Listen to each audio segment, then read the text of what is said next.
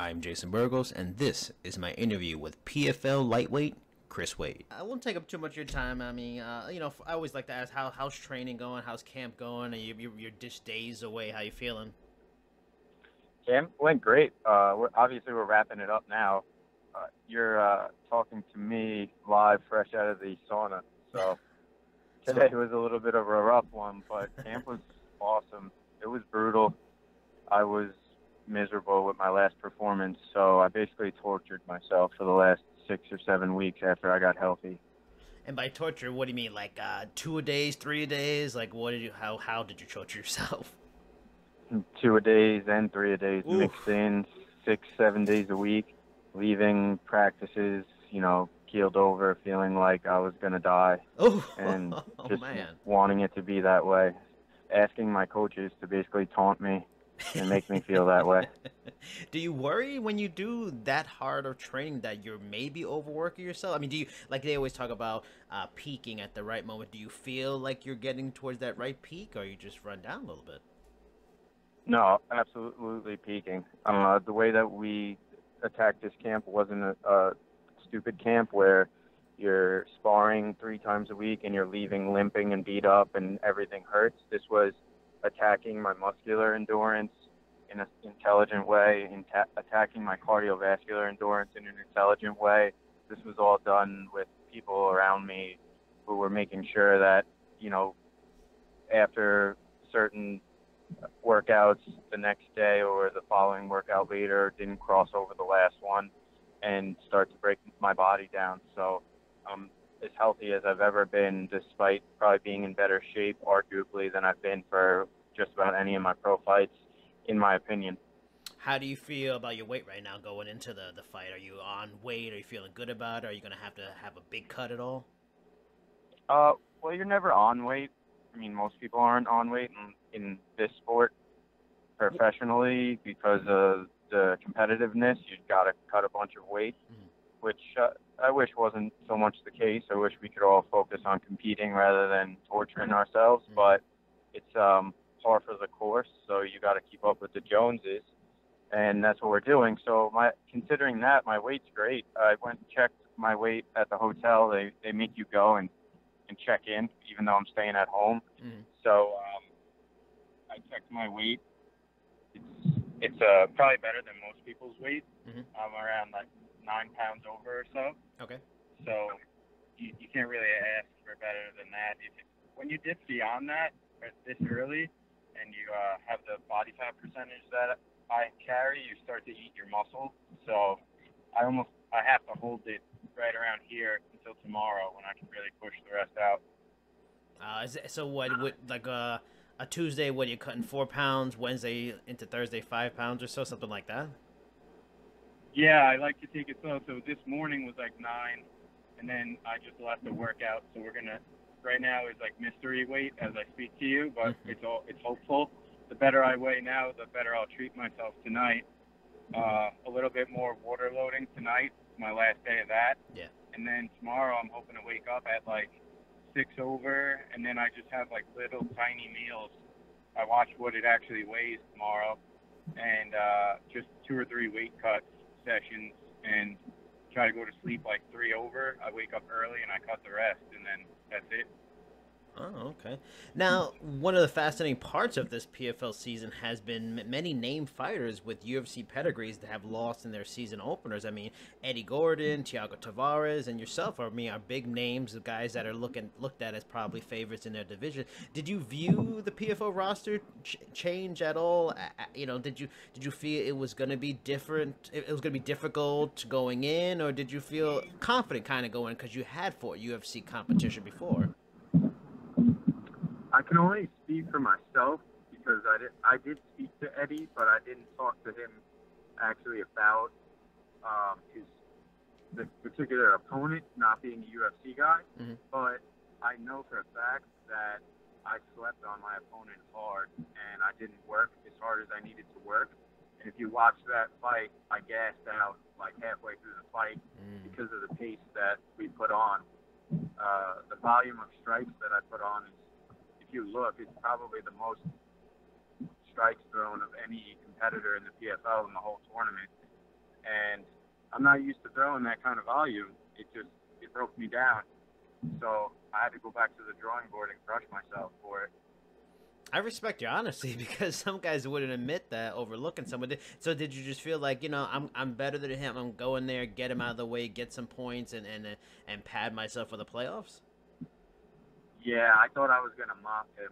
I thought that he didn't have anything for me. I watched his fights, and if you watch his fights even leading up to my fight, he's not the same guy.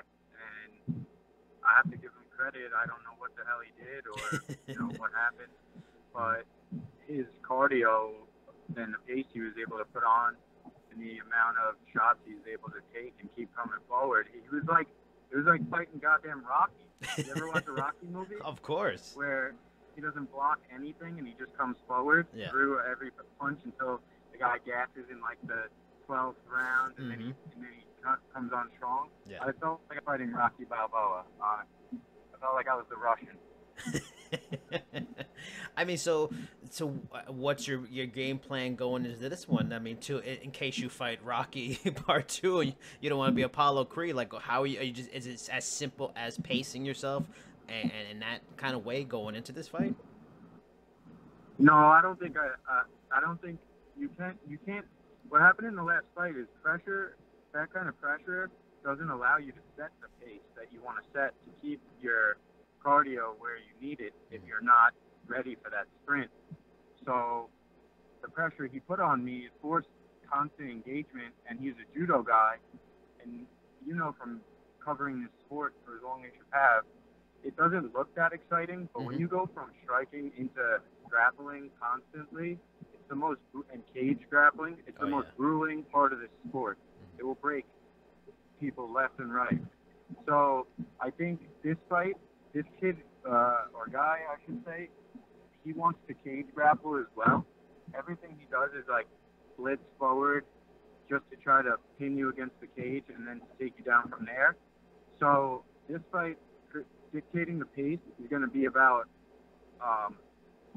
not letting him control the positioning of the fight, not letting him keep me backed up to the cage and me maintaining the center. So look for me to really maintain the center and to keep circling, make sure that he doesn't get an angle on me. How do you feel about such a quick turnaround? You're gonna have about 6 weeks to prepare. Do you like something like this, and you can stay in camp and kind of busy and keep yourself in good shape, or would you have preferred a little bit of downtime in between fights? Oh, I love it. This is my world. This is wrestling. This is everything we did growing up. 6 weeks in wrestling. You're asking somebody what happened. You get hurt. What's the matter? You didn't wrestle for 6 weeks. Why didn't you wrestle twice this week? So the fight game is a challenge for wrestlers, believe it or not, because I'm a guy that needs to get in some kind of rhythm. I need some ring rust knocked off. I can't go in like Floyd Mayweather once every 3 years and have my best performance in a short 15-minute window. Oftentimes, especially if it's a really tough opponent like I fought last fight. So I would do this literally until the wheels fell off. I would fight like this 6 months a year and then take like, a 6-month break for the next 6 years if I could. Now I got to talk. Yeah, continue. Sorry about that. No, I'm one of those guys that's usually always healthy, knock on wood. So fighting for me more often is what we do for a living. Like, bring it, man. I'll fight again next month. Like, let's go. I got to talk to Andre Harrison a bit about this a few weeks ago as well. But at this event, you will be getting a second chance to fight at home at the Nassau Coliseum. You fought, there not too long ago. Do you feel an energy boost by having to fight in front of family and friends, having them in attendance? Does it add pressure? And also, how do you deal with like the ticket requests from all the people when you are fighting so close to home? Yeah, well, I think it adds a ton of juice for me. I think in my mind that I have a huge advantage over Yuki right now. Do you know if he lives in Japan? Does he live in America? I'm not sure. I couldn't say. I don't know either, but no matter where he's living, he's not living here. And I'm going about my day-to-day life right now. Like, this is cake for me. I'm going home to sleep in my own bed. I was just at my own gym. Ticket requests, yes. I just got like 4 in the last hour, but I mean, I'm not that kind of guy that's bothered by, using my thumbs. People get all bent out of shape mentally over the weirdest stuff. Like, just leave me alone. Like, you can't copy and paste somebody a link. It's really not a problem. So I'm looking. I want those people texting me because I want to show the PFL that I'm going to bring the most fans of any event that they've held so far. And they're going to see that as value. And that's what this sport's all about is value that way, putting the ass into the seat. So this is what I want. This is where I want to fight, at home. The lightweight rankings are pretty tight, or should I say the lightweight standings are pretty tight, and with the fighters that have won, the few of them, is there any pressure to try and get a finish and get those valuable points that could really help you secure a playoff spot, considering, you got the loss in the first fight, or are you just going to let the fight play out as it is and whatever happens, happens? I'm going to just fight my fight because, pressure doesn't do anything to me. I don't feel any kind of pressure. You can put some stack pressure on me. It's okay with me. If they said you needed to finish, I'll just go blitz the guy. But if you look at the standings and the way they played out and all the other weights that are finished already, basically everyone that's gotten in so far has just scored points, right? Yeah. I mean, has anyone been left out yet with 3 points? I don't think so, no. So, I mean, you can't put pressure on yourself that way, or you'd be foolish to do it, because I think I saw a lightweight finished, right? I mean, featherweight finished and light heavy, I think, finished, or heavy, and everyone that had at least 3 points was on that upper side, that north side of the line. So you gotta assume that if you score, you're getting in, or at least you're gonna get some sort of playoff, fight with someone else that has 3 points. If that's the case, it's whatever. I'll take more money. I'll fight again. You were in the UFC for better part of 3 years. Are you enjoying your time out from under the promotion, or are things like financial opportunities better with sponsors? Not having the limitations of Reebok deals and stuff like that. For me, yes. I have to admit that what I stand to gain from competing in the PFL is higher than what my earning potential was at where I had been in the UFC because of what they thought of me. At the Reebok deal, so I'm making only with sponsors. I'm going to be doing better with the fights, especially with a playoff run. I'm more active than I have been in years under their banner. So once you get over the little